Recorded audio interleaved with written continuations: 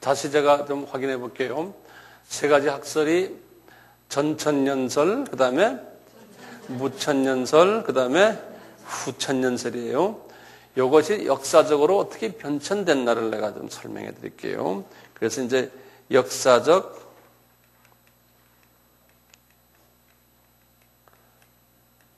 변천이, 이 신학이라는 것은 그 정치와 많이 연결되어 있어요. 과거에는, 요새도 그런 게 있지만, 그래서 이제 학설들도 이 정치적인 그 배경과 이제 연관돼서 변천들이 좀 있어 왔거든요. 처음에 이제 또 도표를 한번 쫙 그려보세요. 이제, 그래서 1세기 때예요. 1세기니까 처음 100년이에요.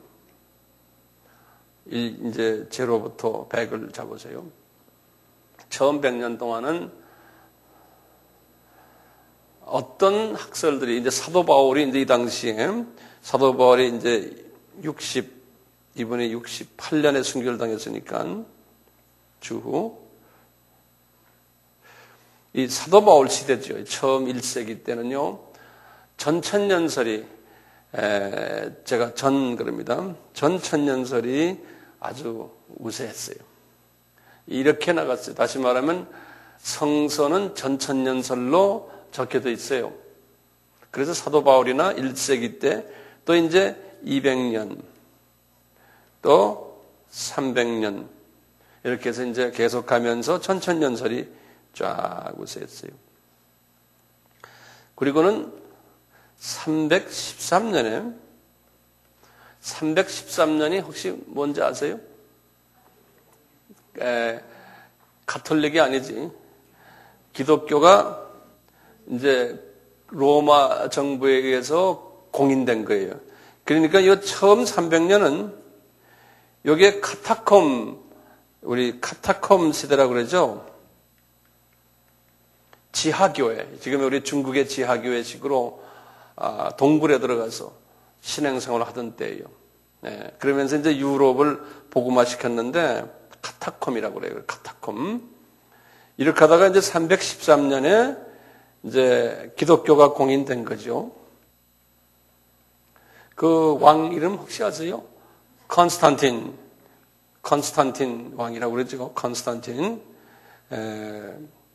이 컨스탄틴 왕에서 공인이 된 후에 이렇게 하면서 이 기독교인들이 가지고 있던 사상이 이 당시에 말이죠. 이 카타콤 이 신앙생활을 하던 분들이니까 이분들은 무엇을 이 당시에 말해도 신약이 아직까지 신약 성경이 정립이 안 됐을 때거든요.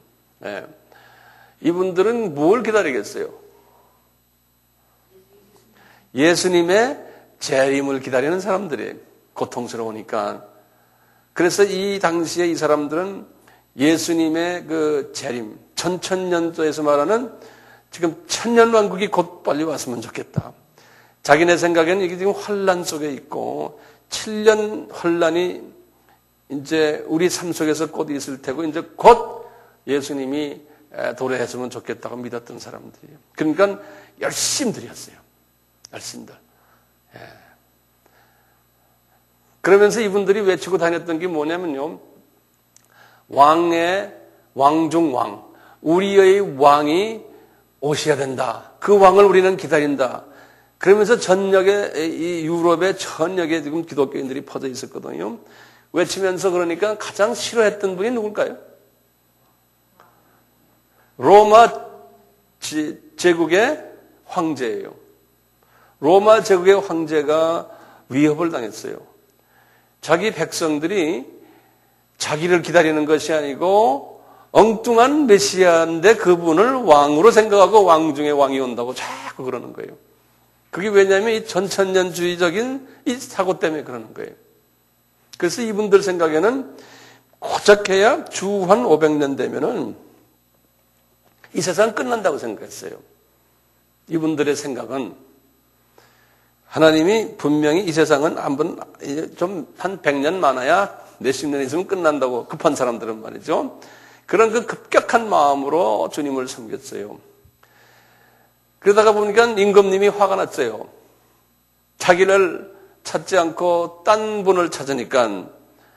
그래서 이제 이미 이 로마 카톨릭이 이제 거기에서 이제 이미 형성돼 가고 있고, 그랬는데 정확하게 이제 로마 카톨릭은 590년에 이제 첫 교황이 이제 임명됐거든요. 이분 이름이 그레고리 1세라 그래요. 그레고리. 제가 이게 좀 글씨를 그레고리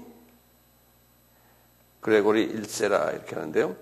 이분이 이제 첫 로마 교황이 됐지만 이미 로마에 있는 기독교인 왕을 중심으로 해서 이 500년 가까이 됐을 때 이분들에 대한 이 전천년주의 사고를 가진 사람들에 대한 엄청난 핍박이 가했었어요.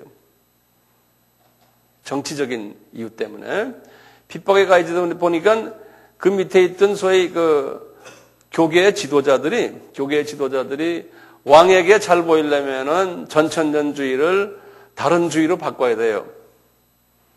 그래서 이제 그 중에 대표적으로 신학자가 그 유명한 어거스틴이, 우리 어거스틴이라는 말 들었죠? 예, 어거스틴이 약 한 500년 바로 전분인데, 어거스틴.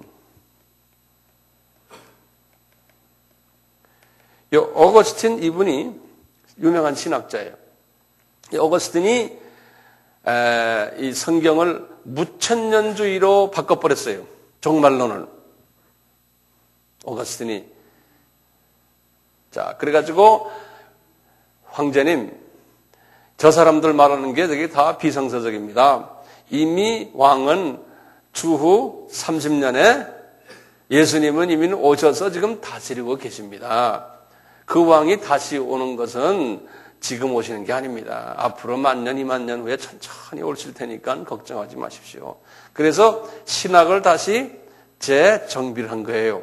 종말론을. 그것이 무천년주의가 된 거예요. 역사적인 이야기를 들으면 쉽죠, 이해가. 그래가지고요, 로마 카톨릭이 무천년주의를 그대로 적용해버린 거예요. 로마 카톨릭 교회가. 그러니까 로마 카톨릭 교회가 언제까지 쫙 계속했어요? 이 종교개혁이 1517년이거든요.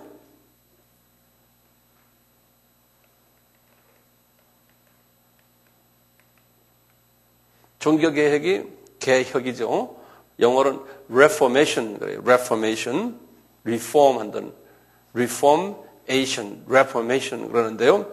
종교개혁이 일어나서 카톨릭이 이제 약화되고 이제 개신교가 이제 그 중에서 이제 나타났는데 그때까지도 카톨릭은 무천년주의를 계속 이어왔어요. 그러니까 전천년주의를 말하는 사람들은 다 감옥에 집어넣고 완전히 핍박을 해서 이제 그러니까 초창기에 그러다가 이제 그 1000년 동안 지금 종교개혁까지 1000년 동안은 전천년주의 사상을 말하는 사람도 없었고 전혀 없었어요.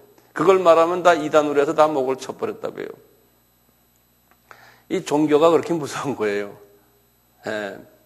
기독교 역사를 보면 그래요. 우리 하나님이 마음이 넓으시죠. 그냥 가만히 놔두신 거예요. 우리가 볼 때는 성질이 급하지만요, 우리 하나님이 보실 때는 그냥 놔둬라 그러신다고. 그런 하나님이 지금도 똑같이 그러세요, 우리에게. 우리가 성질이 급해서 그렇죠. 크게 보실 때 지금 우리에게 일어나는 이건 아무것도 아니에요. 하나님의 눈으로 볼 때. 그러니까 마음을 편하게 가져라 그러는 게 그냥 편하게 가지세요. 당장 뭐 일어날 것 같죠? 걱정하지 마세요.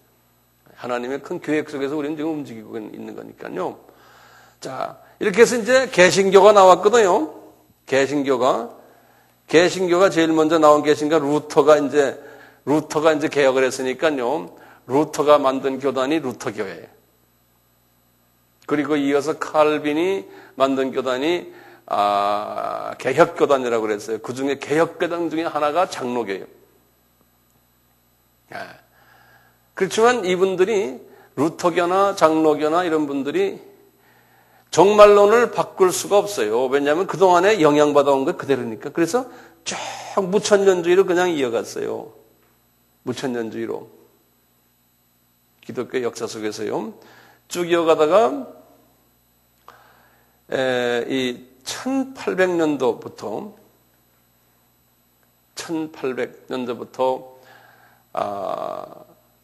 그 세계 선교의 눈이 뜨기 시작했어요. 기독교인들 중에서. 그래서 이제 이때는 영적 각성기라 그러는데요. 성령님이 이 영국과 미국, 유럽에 성령님의 불이 떨어지기 시작했어요. 개신교회 특히. 그래서 영국의 그 첫 선교사, 인도에 가신 윌리엄 캐리라고 있어요. 이 사람이 1796년인가 그래요. 그러니까 1800년에 마이너스 한 4, 5년 돼요. 윌리엄, 유명한 분이에요. 윌리엄 캐리라고 그래요. 캐리.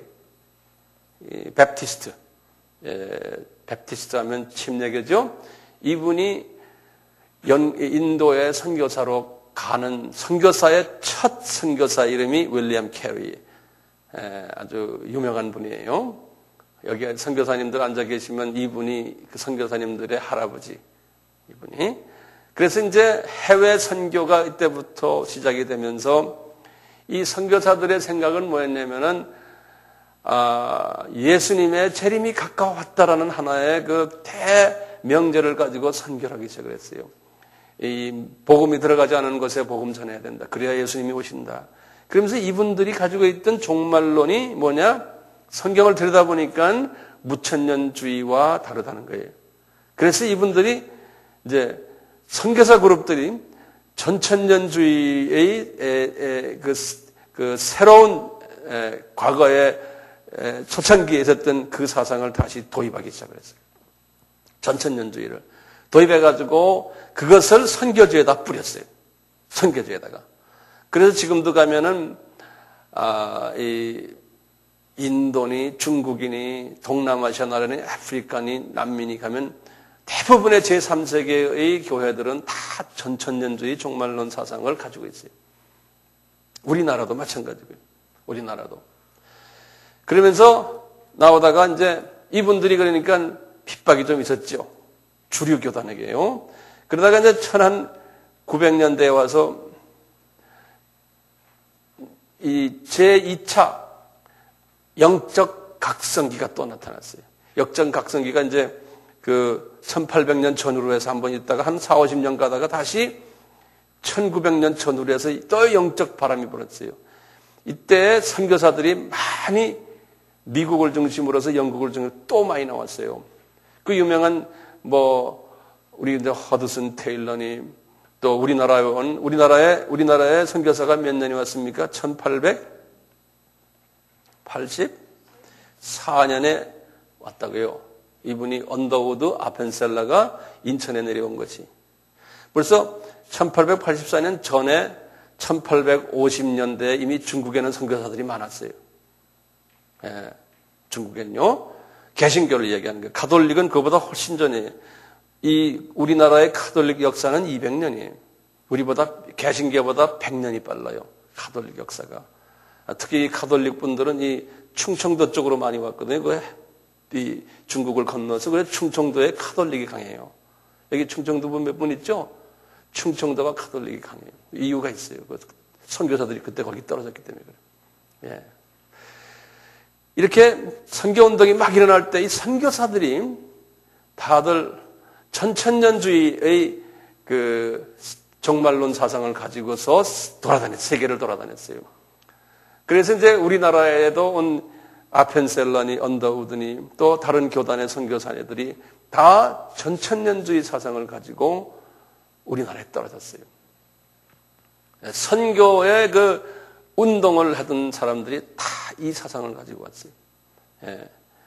그래서 이제 이런 과정 속에서 이제 20세기에 들어왔거든요. 20세기에 들어와서 20세기 초에 새로운 교단이 하나 나타난 것이 소위 그 오순절 교단이에요. 오순절 교단. 네. 이 오순절 교단도 전천년주의를 주창하면서 탄생한 교단이. 그래서 갑자기 20세기에 들어와가지고 이 전천년주의 사상이 그냥 물밀듯 막 전 세계로 막 퍼지기 시작을 했어요. 그래서 이제 기존 카톨릭 중심으로 저희 전통 교단 하면은 제가 아까도 말씀드렸지만 이미 이 종교개혁 이전의 교단들이 여러 개 있었거든요. 여기 참고로 보시면요. 카톨릭이 여기 있었잖아요. 이거 우리 꼭 외워두세요. 카톨릭이 어디에 있었죠? 카톨릭이 있고, 그 다음에 1054년이, 정확하게 말하면 1054년, 이때 카톨릭이 동서교회로 갈라졌어요. 그래서 카톨릭이 갈라져서 서교회가 카톨릭이 되고, 동교회는 히랍 종교가 됐어요. 히랍 종교가.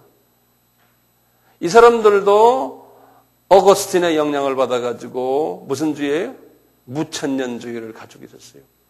히랍 종교가 또 영향을 준 게 러시아 종교예요. 러시아 종교.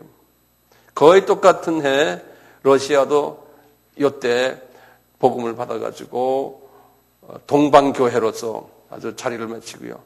지금도 이런 카톨릭과 히랍 종교와 러시아 종교가 기독교의 대표적인 교단들이거든요. 숫자로도 크고 역사도 제일 깊고요. 이분들이 다 그래요. 그리고 나중에 1517년에 여기 지금 종교개혁이 일어났잖아요. 이럴 때 개신교회에 또 종교개혁, 여기서 또 뻗쳐나간 것이 성공회, 영국 성공회. 이 성공회도 다 무천년주의를 가지고 나갔어요. 배운 게 그거니까요. 로마 카톨릭한테 배운 것이. 예. 그래서 개신교도 대부분이, 개신교 여기 보시면요. 제일 먼저 루터교예요. 여기서 개신교. 그 다음에, 장로교. 그 다음에 감리교. 그 다음에 침례교. 이런 교들이 이 종교개혁 이후에 이 교단들이 형성이 됐어요. 쭉 나가다 이제 이분들도 소수가 용감한 소수가 이 전천년주의로 이제 가면서 나중에 선교사 그룹이 이분들에서 나온 선교사 그룹들이 전천년주의로 가고요. 그리고 1900년에 딱 와서 새로운 교단이 또 하나 나온 게 오순절 교단이에요. 그 오순절 교단은 최근 교단이에요. 100년이 좀 된 교단이에요. 나머지 교단들은 개신교 안에서도 다 400~500년씩 된 그런 교단들이고, 전통이 있는 교단들이고, 오순절만 뒤늦게 나타난 교단이니까 이 소위 기존 교단들에게서 많이 핍박을 받았어요. 이단이라고 그러고, 이런 아픔들이 있었는데요. 지금 와서는 오순절 교단이요. 개신교 안에서 제일 큰 교단이 되어버렸어요. 개신교 안에서. 놀라게 커져버렸어요. 그리고는 전통적인 이 나머지 교단들은 숫자가 점점 줄어들고 있고. 자, 이렇게 됐는데 이 오순절 교단도 전천년주의를 가지게 되고 선교사 그룹들도 그렇고 이제 이렇게 쭉 흘러져요. 자, 그런데 보세요. 이 무천년주의 사람들이 카톨릭이나 지금 어디입니까? 여기 성공회나 또는 어디에 있어요 또? 로마, 히랍 종교, 러시아 종교, 이런 모든 분들, 그 다음에 루터교, 장로교, 이 안에도 거의 대부분이 무천년주의였어요. 이분들이 쭉 가다가 18세기 중엽부터 말이죠. 세상이 조금씩 변화되기 시작했어요. 예컨대 소위 산업혁명이 일어났어요. 이 서구 사회가 갑자기 산업혁명이 일어나면서 전기도 생기고 말이죠. 기차가 막 선로로 달리고 전화도 막 나오고 이제 18세기, 19세기 막 들어오면서 이러다 보니까 이분들이 신학적인 이 부분에서 혼돈이 오기 시작한 거예요. 왜 그러냐? 이 무천년주의는요, 아까 뭐라 그랬어요? 비관적이에요. 예수님이 재림이 가까이 온다. 그래서 이제 이 사람들 그 당시의 생각은 1900년 정도 되면 예수님이 오실 줄 알고 생각했던 사람들이 많았어요. 예? 그런데 갑자기, 그냥 날이 밝아지는 거예요. 모든 것이 불편해졌던 것이 편해지고 말이죠. 세상이 그냥 천국같이 되니까 이 무천년주의 사람들이 이거 말이 아니다. 우리가 주님이 오시려면 이렇게 해서 점점 나빠져야 되는데 더 세상이 좋아지니까 우리가 학사를 바꾸자. 그래서 후천년주의로 만든 거예요. 후천년주의가 뭐죠? 세상이 점점 좋아질 때 예수님이 오신다는 거예요. 그래서 이 무천년주의에서 많은 그룹이 후천년으로 옮겨갔어요. 후천년으로. 그러니까 어떤 교단 하나가 옮겨갔다는 그런 게 아니에요, 개념이. 한 교단 안에서 어떤 부류들이 그쪽으로 가고 그래요. 신학자들, 목사님들 이렇게. 그러니까 이 종말론이 말이죠. 중요한 게 무천년주의 분이 설교를 할 때와 후천년주의 목사님이 설교할 때 설교 내용이 달라요. 다를 수 있겠죠. 성경 가르치는 것도 달라요. 성경을 보고는 다 무천년주의적인, 후천년주의적인 관으로 성경을 보고는 해석을 하고 가르친다고요. 그렇게 되겠죠? 그렇게 되게 돼 있어요. 그래서 잘 나가다가 이제 갑자기요. 1914년에서 17년에 무슨 사건이 일어났어요. 20세기에 들어와서. 이게 뭡니까? 1차 세계전쟁이에요. 1차 세계전쟁이 일어나니까요. 지금 여기 우리가 지금 유럽 사람들 가지고 이야기하는 겁니다. 예? 그 당시에 기독교가 유럽에 이제 있었으니까요. 유럽이 그냥 불바다가 됐잖아요. 그러니까 이 당시에 벌써 1917년은 러시아가 어떻게 됐습니까? 러시아의 볼셰빅 혁명도 일어나고 1917년에. 그러니까 유럽이 그냥 불바다, 피바다가 됐거든요. 그래서 이 후천년 사람들이 말이죠. 이게 우리가 잘못 갔다는 거야. 예? 세상이 왜 또 갑자기 이렇게 암흑세계가 되느냐? 그래가지고 그 중에 일부가 다시 무천년으로 또 넘어왔어요. 예. 그래도 나머지 안 넘어온 사람들은 지조를 지키는 게, 예? 우리가 말이야, 사회운동 해야 된다. 사회를 변화시켜야 된다. 막 이래가지고 또 가다가 2차 전쟁이 일어난 거예요, 또. 2차 전쟁이 언제요? 1937년에서 45년에. 여기 이제 2차 전쟁이에요. 2차 세계전쟁이 일어나면서 또 한바탕 한 그룹이 또 이제 이리 왔다 저리 왔다 또 옮겨간 거예요. 그리고 이제 2차 전쟁이 끝났어요. 끝나니까 완전히 말이죠. 세상이 점점 더 잘 돼야 된다. 이제 전쟁도 끝냈으니 세상에 잘 만들자는 그룹, 소위 후천년주의 그룹들이 더 이제 목소리를 높이기 시작한 거예요. 자유주의 신학이 더 강하게 일어났어요. 그 이유 중에 하나가 2차 전쟁이 딱 끝나자마자요. 아까 말한 1917년부터요. 요 1917년 아까 종교계 얘기했죠. 서양사에서는 서양사를 여러분들 이렇게 보시면 옛날에 공부한 사람들은 다 아실 거예요. 요 아까 590년이 뭐였던가요? 그레고리 있죠. 서양사에서는 요 590년에서부터 종교 개혁까지 1917년까지 그 기간을 뭐라고 부르냐면 그 기간을 뭐라고 그래요? 예? 기독교의 암흑시기라고 그러죠. 그건 기독교의 암흑시기고 서양사에서는 뭐라고 그래요? 중세라고 그래요. 중세. 예. 고전은 봉건사회라고 그러고 고전은 서양사에서 봉건시대 그렇게 말해요. 우리 옛날에 다 서양사에서 배웠어요. 나이가 들어 이렇게 들으면 더 옛날 생각이 나고 좋아요. 봉건시대 그래요. 요 590년 전을 그리고 590년에서 개혁까지가 무슨 시대예요? 응? 중세라고 그래요. 중세. 영어로는 medieval period 그러는데요. 중세가 이건 역사의 아주 분기점들이에요. 역사의 서양사의 분기점들인데 종교 개혁이 딱 일어나면서부터요. 하나님이 그때부터 무슨 일을 했냐면 이 서양 사람들에게 눈을 떠가지고 항해술, 그다음에 나침판 이런 거를 하나님이 눈뜨게 하셨어요. 그 사람들에게. 그 이유가 있어요.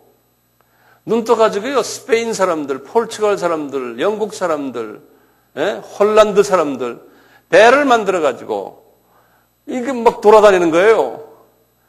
그러다 갑자기 보니까 대륙이 저기 아프리카 대륙이 막 보이고 더 가다 보니까 서인도 제도, 그 다음에 미국 땅 이렇게 해서 여기 막 다니면서 그냥 가보니까 반스만 입고 그냥 아무것도 없는 인디안들이 다 잡아먹은 때예요. 그때부터. 그래서 항해술을 하나님이 발전시켜가지고 그 배를 타고 선교사들이 또 따라서 같이 들어간 거예요. 그래서 소위 이 종교 개혁이 이런 항해술을 발달하게 하는 다 이렇게 사회적인 이렇게 돼가지고 세계 선교가 이제 눈을 뜨면서 다른 대륙으로 가기 시작했던 때가 그때예요. 예.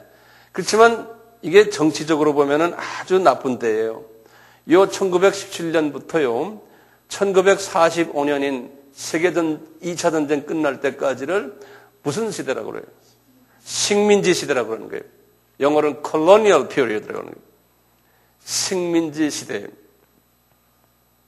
이게 하나님이 의도적으로 다 하신 거예요. 하나님께서. 이 식민지 시대는 특징이 있어요. 식민지 시대. 그거 좀 적어 놓으세요. 식민지 시대의 특징은 뭐냐? 소강국이 열 손가락도 안 들어가는 큰 나라들이 전 세계를 다 식민화시킨 시대예요. 예, 전 세계를. 그러니까 전 세계가 열 손가락도 안 들어간 나라의 손에 다 있었어요. 전 세계가. 자, 그런데 그 특징이 있어요. 특징이 뭐냐면요. 이 강한 나라가 조그만 나라를 식민화할 때 이 조그만 피식민화된 나라들을 동물화시켜 버렸어요. 이 말은 무슨 말이냐면요. 이쪽에 강한 나라들이 그쪽 나라의 문화를 어떻게 생각해? 너희들은 미개한 문화다. 언어도, 습관도, 종교도 모든 것이 다 미개하기 때문에 그거 다 없애버려라. 그리고는 우리 거 그냥 통째로 받아라. 이런 사상이. 그것이 하나님이 주신 복이다라고 생각한 거예요. 그러니까 일방적으로 받아라는 거예요. It's good for you. 한 게 식민지 사상이에요. 일본도 우리에게 그랬잖아요. 그게 일본이 그 당시에 우리에게 그랬더니 일본도 그 모든 세계의 추세에 맞춰서 그런 거예요. 우리 입장에서 보면 일본 사람들은 나쁜 사람들이지만 우리 같은 사람들이 세계 인구의 대부분이 다 우리 같은 사람이에요. 피지배를 받아. 그럴 때 일본 사람들은 우리를 뒤늦게 식민지했지만요. 다른 나라들은 벌써 1500년, 1600년대 식민지했죠. 우리는 뒤늦게 하네. 일본 사람들이 세계 다녀보니까 이거 다 이렇게 하고 있거든요. 그러니까 우리도 하자 해서 시작한 거예요. 그분들이 다 해놓으니까요. 일본 사람들이 마음 놓고 한 거예요. 해놔도 미국 애들도 꼼짝 못하고 영국 사람들도 해먹어. 니네끼리 해먹어라. 이렇게 된 거죠. 예. 자, 근데 이 식민지 사상은 뭐냐? 문화적 우월성이에요. 그래서 뭐든지 우리 거 가지는 게 너희들한테 좋다는 거예요. 그러니까 일본 애들이라고 죄송하네요. 일본 사람들도 똑같아요. 우리 보고 너희들 언어 없애라.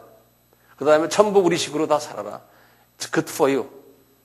그분들은 그런 사상을 지금도 가지고 있잖아요. 그래서 그걸 식민지 사상이라고 그래요. 예. colonial mentality라고 그런다고요. 예. 자, 이런 사상 주님은요, 이 미전도 족속들에게 복음을 전하기 위해서는 정치하는 사람들이나 장사하는 사람들이 이런 사상을 가지고 있어야지만 그분들에게 복음을 전할 수 있었어요. 그 당시에는. 하나님이 주신 필요악이에요. 그러니까 선교사들도 들어가가지고 강제로 우리 찬송가 니네 불러라. 에? 교회도 우리식으로 지어라. 그러니까 우리나라에도 지금 교회가 이게 영국식, 미국식 교회 아닙니까? 의자 모양부터 건물 모양 일체다. 그렇게 안 하면 교회라고 생각을 안 했던 거예요. 찬송가도 전부 미국 찬송가니 우리가 지금 갖고 있는 것도요. 그런 식으로 강제로 막 집어넣어 준 거예요. 안 그러면 안 돼요. 그래서 우리 똑같아요. 사람도요. 영적으로 좀 어릴 때는 강제성을 띨 필요가 있어요. 하나님이 강제로 다 집어넣게 했어요. 그렇게 해가지고 지금 세계가 약 한 500년 동안 세계가 갑자기 기독교화가 된 거예요. 아프리카 복음이 들어가고 인도 들어가고 남미 들어가고 미국 들어가고 쫙 복음화가 돼버렸거든요. 우리도 마찬가지고. 예. 이런 시대가 다 끝난 다음에 하나님이 때가 됐다. 그러니까 1차 전쟁, 2차 전쟁 끝나가고 2차 전쟁이 탁 끝나면서 식민 시대가 완전히 종말을 거들었어요. 막을 내렸어요. 식민 시대가 막을 걸었다는 것은 무슨 말이냐면요. 전 세계가 유엔이 이제 생기면서요. 전부 다 독립을 시켰어요. 조그만 나라들. 그래서 큰 나라들이 다 포기하게 만들었어요.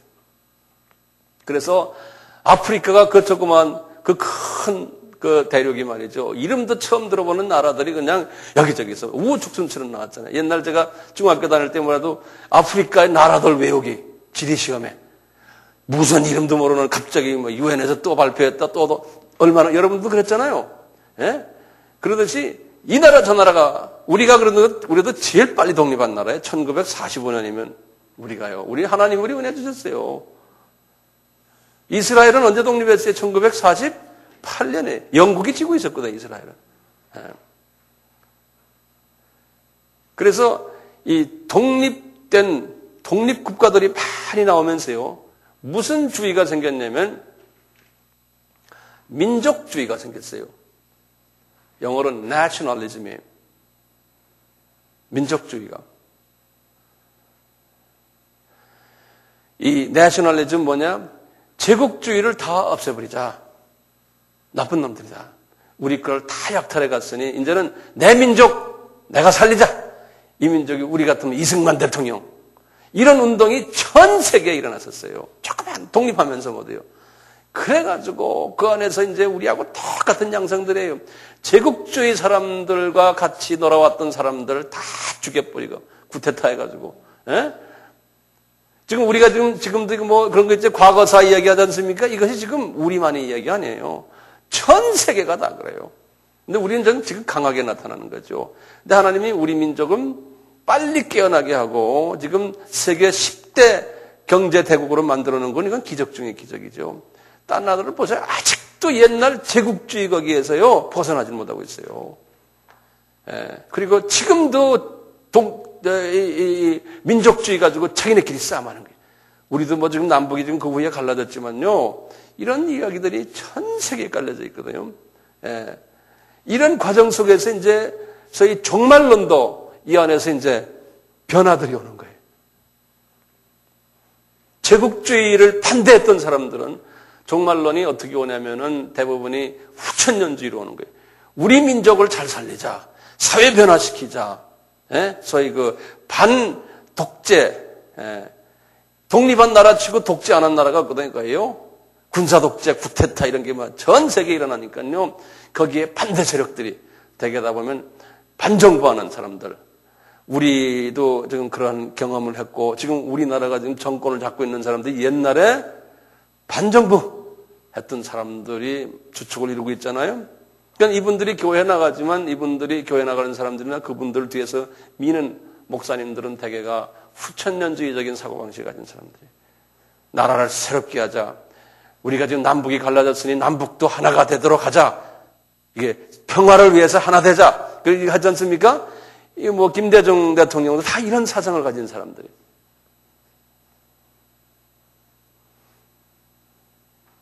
그래서 기독교인들이 정치에 들어가서 이런 사상을 가지는 건 이게 다 흘러온 그 백그라운드가 있어요. 역사의 흐름. 그리고 이런 사상을 가진 사람들, 종교인들이나 정치인들을 전 세계에서는 다 좋아해요. 왜냐하면은 전 세계 기독교인의 약 한 80%가 이런 사상을 가진 사람들이기 때문에요. 더 좋아하게 됐어요. 근데 이제 우리 같이 전천년주의 중에서도 소위 주님의 재림이 가까이 왔다. 이게 복음을 전하려고 하는 이런 미전도적 속에 전하려고 하는 사람들은 소수예요. 그리고 아주 좁은 소견을 가지고 있어요. 그분들이 볼 때 우리는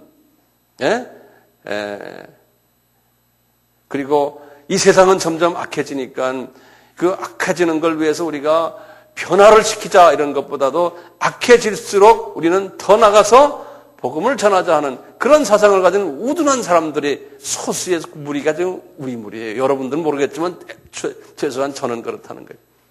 네. 그 보면 바보죠. 대세를 따라서 가지 않으니까. 왜들 조용하세요? 네. 대세를 따라가지 않으니까 그래요.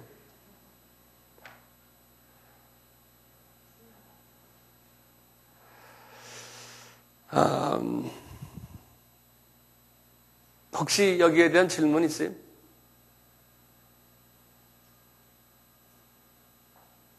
질문 좀 해줬으면 좋겠네. 응? 없어요? 위원장님 한마디 할 것 같은데. 질문 없으면 제가 계속해서 나갈게요.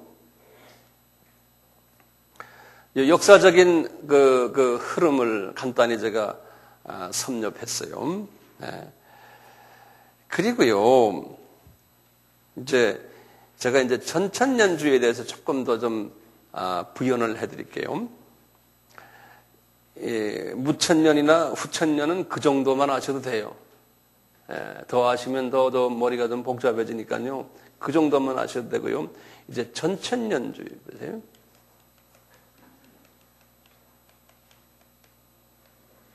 전천년주의를 조금 좀 자세히 설명을 좀 해드릴게요. 이 전천년주의는 뭐라고 그랬어요? 다시 그림을 그려보세요. 전천년주의는 휴거가 있고요. 7년 크게 그리세요. 환란이 있고, 그리고 이제 1000년 왕국이지. 만년이 돼버렸네. 자, 이 전천년 안에요. 전천년 안에서 요 밑에 좀 적으세요. 휴거가 언제 일어나냐에 따라서 또 학설이 3개가 있어요. 첫째가 뭐냐면요. 첫째가 그림을 보시면 예수님이 여기 공중 재림이에요. 예수님이 이제 공중에 이게 공중 재림이 있는데요. 요 예수님의 이 공중 재림을 이 원어로, 원어가 그냥 우리 공용어처럼 됐어요. 이제 신학을 하는 사람들은. 그래서 그걸 그냥 통째로 같이 외우세요. 파루시아라 그래요. 한번 발음해 보세요. 파루시아. 그러면 파루시아 하면은 공중 재림이에요. 공중에 이렇게 와서 계신 거예요. 예수님께서요. 예수님이 그러셨거든요. 이제 승천하시면서 너희들이 나중에 내가 올 텐데 이런 모습으로 너희들이 내가 오는 모습을 볼 것이다 그랬거든요. 이제 공중 재림이 있고요. 그리고 나중에 이제 예수님이 지상으로 내려올 때가 있어요. 지상 재림은 7년 환란 후에 이제 내려오거든요. 지상 이렇게. 그래서 지상 재림을 여기다 지상 재림을 원어로 뭐라 부르냐면 에피파니 그래요. 한번 발음해 보세요. 에피파니. 자, 근데 학설이 3가지 있다고 그랬지 않습니까? 첫째 학설은 뭐냐면 간단해요. 7년 환란 전에 휴거가 있다라는 학설이. 그래서 그걸 뭐라 부르냐면 환란 전 들림 그래요. 환란 전 들림. 이렇게 말하고요. 그 다음에 이제 심플해요. 환란 3년 반에 7년이니까요. 이 가운데 요때 3년 반 있고 그리고 들림 받는다는 거예요. 환란은 이미 시작이 됐는데 처음 3년 반은 우리 환란 통과하고 예를 들어서 쉽게 말하면 3차 전쟁이 있는다 가정하면 전쟁 통과하고는 3년 반 있다가 들림 받는다는 거예요. 그래서 환란 중 들림 그래요. 환란 중 들림. 이런 학설이 있고요. 그 다음에 제일 마지막에 환란이 다 모든 기독교인들은 다 환란 통과하고 3차 전쟁을 통과하고 그리고는 들림 받는다는 게 그래서 환란 후 들림 이렇게 세 가지 학설이 있어요. 이렇게 세 가지 학설이 있어요.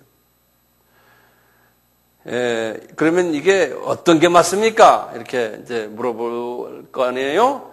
그러면은 다 맞는다 그렇게 생각하세요. 그런데 이제 편의상 환란 전 들림 이야기하는 분들이 그래도 꽤 많고 환란 중도 많고 환란 후도 또 많아요. 그래서 저는 이렇게 보니까요. 저는 환란 전이 나에게는 편안해요. 제가 성서를 해석하는데 그래서 이 세계의 환란 전을 믿는 분들이 많아요. 빌리 그레함 목사도 이쪽에 있고 우리나라에 보면 많아요. 우리나라의 유명한 목사님들 중에 조영기 목사님도 여기에 속해 있고 있는데 또 그렇다고 해서 환란 중과 환란 후도 아주 또 유명한 분들이 또 많아요. 그러니까 어떤 것이 틀렸다 맞았다 보다 자기가 성서를 보고 성서 속에서 이해될 때 이렇게 이해하는 것이 가장 나에게는 편안하다. 다른 걸 비교해서 볼 때 그래서 그렇게 한 것뿐이에요. 그래서 좋든 안 좋든 여기 앉아 계신 분들은 저를 따라야죠. 예. 싫은 사람도 나가세요.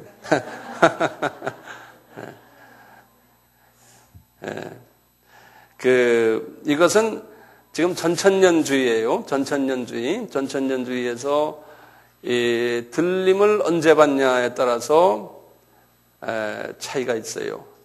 그러니까 예컨대 이제 환란 전 들림 받는 분들은 환란 전, 예? 이제 보면은 모든 크리스찬이 다 들림 받지 않는다고 생각하는 거예요. 지금 우리가 지금 살고 있는 이때에 만약에 이 사건이 일어났다면은 그러면은 소수의 선별된 사람만 들림 받고 나머지 크리스찬들은 통과를 한다는 거예요. 예를 들어서 핵전쟁을 통과하면서 그 안에서 또 복음을 전하다가 순교당하는 사람도 있고 안 그러면 어려움 당하다가 살아남는 사람도 있고 기타 등등 이런 일들이 일어난다는 거예요. 그래서 여기에 자세한 것은 이제 계속해서 제가 이제 연속적으로 말씀을 드릴 거예요. 구체적으로요. 예, 오늘은 이렇게 대강 이야기인데요. 예컨대 환란 후라고 생각하는 사람은 어떻게 생각했어요? 모든 크리스천들은 교회는 3차 전쟁을 그냥 지난다, 통과한다는 거예요. 그 속에 다 들어가서 있는다는 거예요. 여기에서 엄청난 그 사고의 차이가 와요. 그리고 신앙생활에 차이가 오고 설교에 차이가 오고 예를 들어서 환란 후면은 3차 전쟁이 우리 이때 일어난다 그러면 말이죠. 정말 전쟁 준비, 이 어려운 전쟁 속에서 서바이브하는 연습도 하고 또 복음 전하는 준비도 해야 되고 아주 단단한 무장을 해야 되는 이제 그러한 걸로 준비를 하고 그렇게 또 살아야 되고요. 그런데 환란 전 이야기하는 분들은 열심히 지금 복음을 잘 전하고 정말 주님 앞에 잘 보이면은 우리는 이 환란 통과하지 않고 우리는 들림 받는다. 그러니 열심히 복음 전하자. 이렇게 또 해석이 될 수 있죠.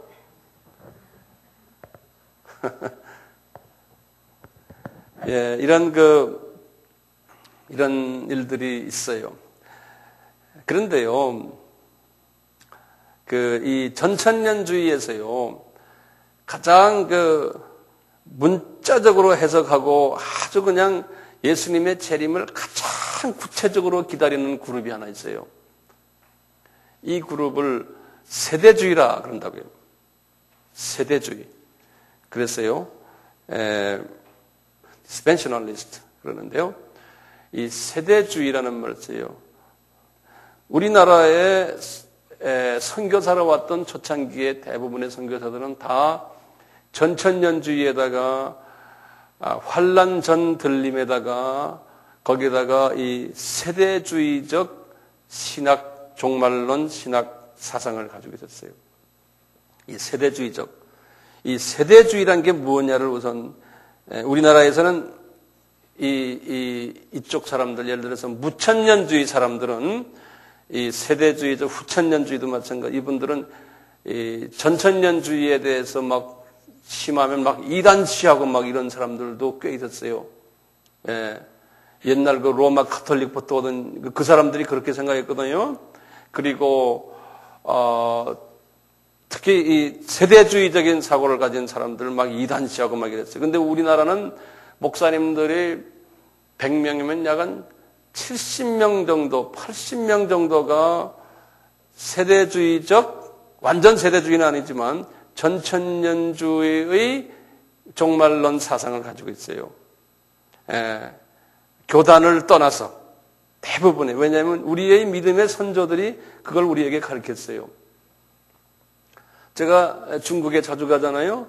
중국의 그 지하교회의 그 많은 하나님의 종들을 이렇게 가르치다 보면요. 이분들이 나한테 물어봐요.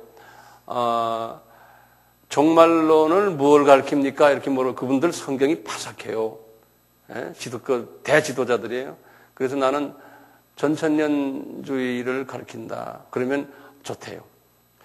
중국에서 만약에 무천년이나 후천년 가르치면은 저희들은 안 받아들입니다. 중국 기독교에는 전부 삼자교회 빼놓고요. 삼자교회는 무천년, 후천년 가르쳐요.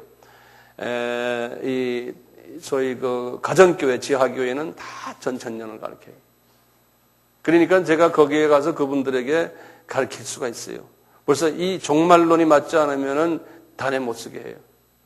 왜냐하면 전체 자기네 신학을 흔들어 놓기 때문에 그래요. 성경 해석도 다르게 해석하고 이렇게 때문에.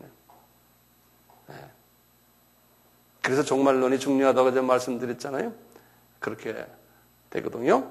이 세대주의가 뭐냐면요. 환란 전 휴거를 강조해요. 근데 이분들이 계시록을 이해하는 부분이 차이가 나요. 이분들은 계시록에서요. 계시록 4장. 계시록 4장에서 이미 휴거가 일어난다고 믿어요. 이건 이제 여러분들 자세히 내가 설명 안 하겠지만 이분들의 신학적인 해석이에요. 근데 우리가 볼 때는 제가 볼 때도 계시록 4장에서는 휴거가 안 일어나는데 이분들은 그렇게 그것을 계시록 4장은 이제 사도 요한이 밤모섬에서 하늘 보좌를 이제 환상으로 보는 장면인데요. 그걸 이미 휴거로서 그분들이 이해를 해요. 그리고는 이분들이 이스라엘에 대한 강조를 많이 하는데요. 나머지 계시록 4장에서부터 18장은 이 계시록의 거의 대부분이에요. 이 대부분의 모든 거기에 나오는 계시적인 이야기들은 이스라엘, 유대인에 관한 이야기다. 이렇게 관한 이야기다. 이렇게 보는 거예요. 유대인에 관한 이야기다. 유대인에 해당되지 이방 사람에게는 해당되지 않는다라고 보는 거예요. 이것도 제가 볼 때는 저는 여기에 동의를 못해요. 동의를 못해요. 그리고는요, 계시록, 여기 지금 스페이스가 적어서 그런데 위에다 쓸게요. 계시록 1장과 3장, 그리고 나머지 19장에서 22장, 요것이 이방인들에게 해당되는 계시록의 스토리라는 거예요. 예, 계시록 1장과 3장, 19장과 22장. 그 다음에 세대주의 내가 조금 더 할게요. 여기 전장 스페이스가. 네 번째, 다섯 번째 세대주의 다시 다섯 번째요. 이 사람들은 또 뭐냐면 이 세대를요. 그 세대라는 말은 뭐냐면 이렇게 한 역사 속에서요. 그 하나님의 한 계획이 있는데 그 계획을 한 세대, 이 dispensation이라는 말은 어떤 그 하나님이 역사하시는 그 한 역사의 시간에 그 구분이 돼요. 이 시대에는 하나님이 이렇게 했고, 이 세대에는 이렇게 했고, 이렇게 해서 세대를 7개로 나눠요. 이 창조부터 시작해서. 그래서 7개의 세대로 구분해. 뭐 율법 시대, 무슨 시대, 무슨 시대 이렇게 해가지고요. 그래서 이제 세대주의라 이렇게 말하는데요. 이분들은 대부분의 이 세대주의 사람들은요, 이 성령님의 은사들, 특히 보이는 은사들이요. 은사들을 부인해요. 예를 들어서 예언하고 방언하고 뭐 병 고치고 뭐 이렇게 그 좀 보이는 은사들 있잖아요. 이런 것들은 다 마귀가 하는 거라고 이야기하는 사람들이에요. 그래서 그런 은사들은 이미 1세기 때 있었고 그 오순절 쪽의 사람들을 밀어내는 사람들이에요. 예. 그 그룹이 상당히 많아요. 그래서 우리가 이제 예를 들어서 뭐 하나님이 나에게 지금 뭐라 말씀하신다 뭐 그러면 그건 다 마귀가 하는 걸로 딱 해버려요. 예. 이런 그룹이요. 미국의 소위 근본주의자들 속에 이것이 다 이게 퍼져 있어요. 이 사상들이. 그래서 미국의 그 근본주의자들이 상당히 많아요. 이제 이 대표적인 그 신학교가 미국의 유명한 신학교예요. 대표적인 신학교가 그 텍사스 달라스에 있는 달라스 신학교라고 그래서요. 달라스 신학교예요. 아주 유명한 신학교예요. 네. 여기에 아주 유명한 학자들도 많고요. 아주 미국에서는 베스트 신학교 중에 하나 신학교. 이분들의 이런 부분을 빼놓고 신학적인 모든 학설들이 전 세계에 많이 퍼진 이런 분들인데 아주 똑똑한 사람들이고 영적으로 깨끗하고 아주 사람들이 경건해요. 그런데 이런 부분에서는 또 한쪽이 애꾸예요. 하나님이 다 그렇게 놓으세요. 사람을 보면. 때문에 LA에 아주 유명한 신학교 하나 있어요. 탈봇 신학교라고 있어요. LA에 풀러 신학교가 있고 그 다음에 탈봇 신학교, 바이올라라는 이름인데 이 탈봇 신학교에 또는 바이올라 신학 이 이름이 같은 이름이에요. 그래서 탈봇 바이올라는 건 뭐냐면 Bible Institute of LA라는 소리예요. 예. 그래서 이제 LA에 있는데 이 학교도 아주 이 세대주의의 달라스 다음으로 이제 가는 그런 학교예요. 그 다음에 이제 저쪽 동부 쪽에 오면 몇몇 학교 있는데 그 중에 이제 그레이스 세미나리라고 있어요. 많아요. 미국의 유명한 세미나리들이 이 지도자들 양성하는 학교들이 이런 그 세대주의적인 사고를 가진 이분들이 또 우리나라에 이 세대주의적인 사고를 가진 우리나라에 알려진 미국 학자들이 상당히 많아요. 예를 들면요, 우리가 말하는 그 무디라고 있죠. 예? 시카고의 무디 신학교 있죠. 여기 지금 무디 신학교도 세대주의 신학교예요. 무디 신학교도 D.L. 무디라고 이름 들었죠. 예. 그 우리가 예를 들어서 세대주의 말하는 자들 욕을 하는 사람들이 가끔 있어요. 예, 그러면서도 성경에서는 또 무디 선생이 말씀하시는데 또 이렇게 말하는 사람들이, 이게 앞뒤를 몰라서 그래, 몰라서. 예. 그 다음에 우리나라의 그 대천덕 신부 있죠? 예? 이분은 성공의 신부거든요. 저분의 할아버지가요, 유명한 사람이에요. 이분의 할아버지가 이 무디 학교 초대 교장하던 사람이에요. 예. 그리고 이 탈벗 신학교도 다 거기에 깊이 거기서 교수하고 학장하고 하던 사람들이에요. 예. 그분 이름이 한국말로 대천덕이고 영어로는 뭐로 됐어요? 토레이. 예?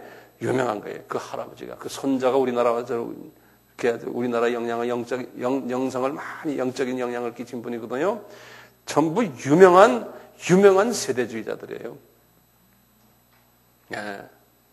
전부가 다가. 그리고 지금 LA에 아주 큰 교회 하나 있어요. LA의 큰 교회 이름이 갈보리 차플이라고 있어요. 척 스미스라는 사람이 있어요. 예, 이 갈보리 교.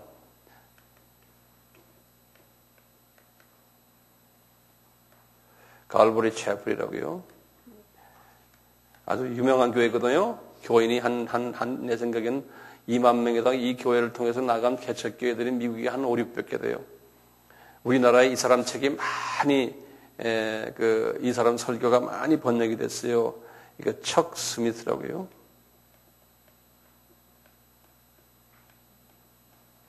척 스미스. 이 사람도 아주 세대주의를 달리는 아주 최고의 리더 중에 한 사람이에요. 그 다음에 이제 미국의 그 라디오에 이제 텔레비전에 나오는 그 남부 쪽의 목사님들, 유명한 목사님들 많아요. 이런 사람들 보면 이름을 제가 대면 여러분들이 잘 모르시니까 아주 그냥 이 세대주의 사람들. 예컨대 이 사람들은요, 예수 그리스도가 당장 내일 오는 것처럼 이야기를 해요. 보따리 싸라. 예를 들어서 이 척스미트나 여기 지금 무디 같은 학교에서도요, 1991년에, 90년에 이락 사건이 있었죠. 이락 침공이 있었잖아요. 이미 그냥 그 무디 바이블 그 학교에 라디오가 있어요. 제가 그때 시카고에 있었는데 전국에다 내가 방송을 해요. 이제 그리스도가 곧 오신다. 응? 막 그냥. 그렇다고 해서 다른 교단이 그거 이단이다 이렇게 말하는 사람 없어요. 그 하나의 저 사람들의 신앙 노선이다 이렇게 보는 거지. 그걸 그냥 이단이라고, 우리 같으면 난리 나죠, 이단이라고. 근데 우리나라도 이제 많이 그런 부분에서 정화되는 것 같아요. 이제 외국에 많이 다니면서 보고서 예수 안에서 이제 서로가 조금 견해가 다른 것 뿐이지, 이제 그런 식으로요. 이렇게 이 세대주의. 근데 우리나라의 세대주의의 영향을 받은 우리나라의 신학자들도 또 목사님들도 상당히 많아요. 왜냐하면 선교사들이 그걸 가르쳤어요, 우리한테. 그리고 지금 전천년주의 이야기하면 무조건 어떤 사람은 저 사람 세대주의다 그러는데 알지도 못해서, 세대주의는 제가 지금 말씀드린 여기에 정확한 세대주의의 특성들이 있어요. 이거를 가지고 있을 때 세대주의라고 얘기하는 거죠. 함부로 남을 세대주의라고 이야기하면 안 돼.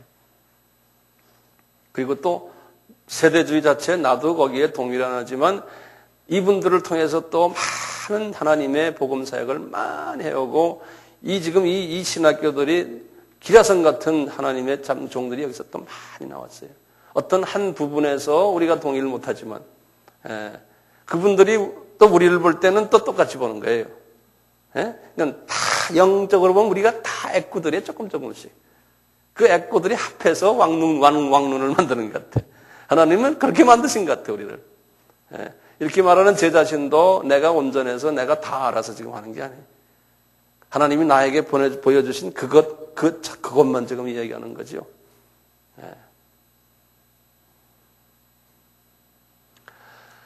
정말로는 재미있어요? 이제 아직도 이제 그냥 이론적인 부분을 제가 지금 좀 다루고 있는데 오늘은 이 정도로 하고 다음 시간에 또 계속합시다.